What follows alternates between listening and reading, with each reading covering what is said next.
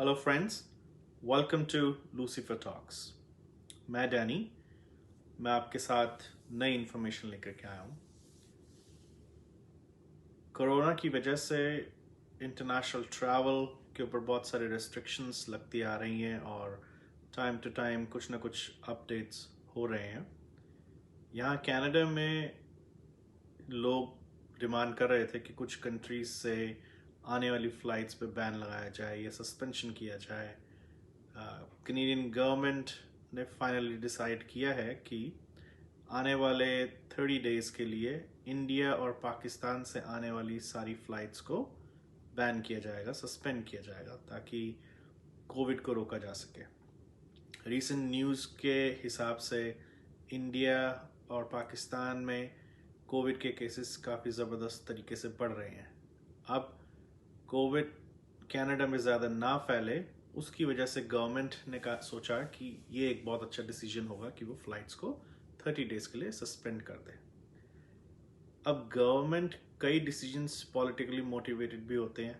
Government को अगर ऐसा डिसीजन लेना ही है कि कोविड ना फैले और बाहर के लोग कनाडा ना आए, तो सिर्फ इंडिया और पाकिस्तान की फ़्लाइट्स बंद करने से कुछ नहीं होने वाला। उनको चाहिए था कि जितनी भी फ़्लाइट्स आ रही हैं, चाहे वो ब्राज़ील से आ रही हो और ब्राज़ीलियन वेरिएंट लेके आ रही है, चाहे वो यूरोप से आ रही हो, उन सबको ही 30 दिन या 2 महीने के लिए बिल्कुल सस्पेंड कर देते हैं। पर इट सीम्स लाइक कि गवर्नमेंट के ऊपर कुछ प्रेशर था, चाहे वो दूसरी पॉलिटिकल पार्टीज़ का हो या लोकल सोसाइटी का हो, तो उन्होंने इंडिया और पाकिस्तान को टारगेट करके वहाँ की फ़्लाइट्स को अभी सस्पेंड किया है। तो जो इंटरनेशनल स्टूडेंट्स इस वीडियो को देख रहे हैं या उनके पेरेंट्स देख रहे हैं, तो उनको मैं ये कहना चाहूँगा कि अभी 30 दिन के लिए ये सस्पेंशन है। ये भी हो सकता है कि आने वाले वक्त में ये सस्पेंशन थोड़ा और बढ़ा दिया जाए।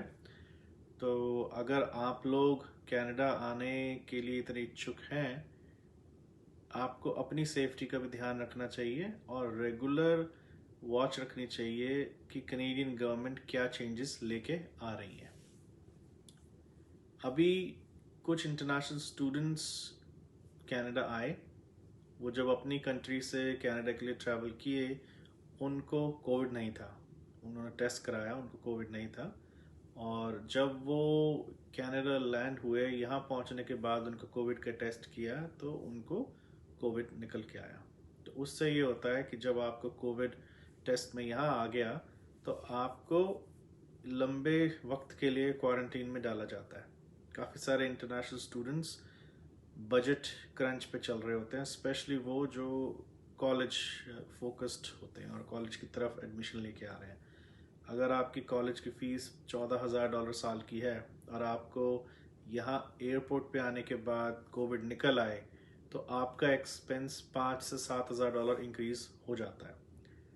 और कोई और आपकी मदद इसमें नहीं कर सकता। इसलिए या तो आप ऐसी इंश्योरेंस पॉलिसी खरीद के लाएं जो इस टाइप की सिचुएशन में आपका यहाँ पे क्वारंटीन में रहना सब कुछ कवर करता हो, या फिर अभी वर्चुअल क्लासेस को ही कंटिन्यू कीजिए ताकि आप ऐसे किसी सिचुएशन के अंदर ना पड़े।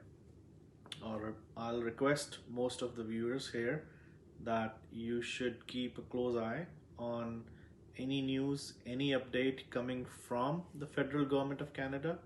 Reach out to your colleges or universities जिसमें भी आपका एडमिशन है, और उनके इंटरनेशनल स्टूडेंट एडवाइजर्स को रीच आउट कीजिए, उनके इंटरनेशनल डिपार्टमेंट को रीच आउट कीजिए, उनसे पता कीजिए कि कौन सी पॉलिसी का इम्पैक्ट कब इन स्टूडेंट्स पे पड़ेगा, आप पे पड़ेगा।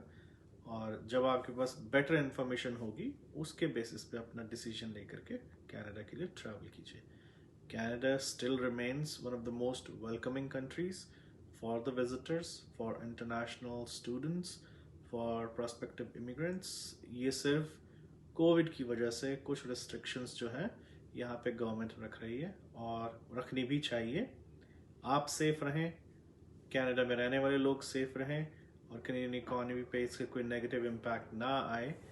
हम सबको मिलकर इस सिचुएशन से बाहर निकलना होगा, तो उसके लिए we all need to work together, and but we should all remain focused. तो घबराने की ज़रूरत नहीं है। बहुत लोग कहते हैं घबराइएगा मत, बट घबराने की बात है भी कि आपका करियर दांव पे लगा हुआ है। तो अपनी सेहत का ध्यान रखिए and remain connected to Lucifer Talks. मैं आपके लिए नई से नई इन्फॉर्मेशन लेके आता रहूँगा।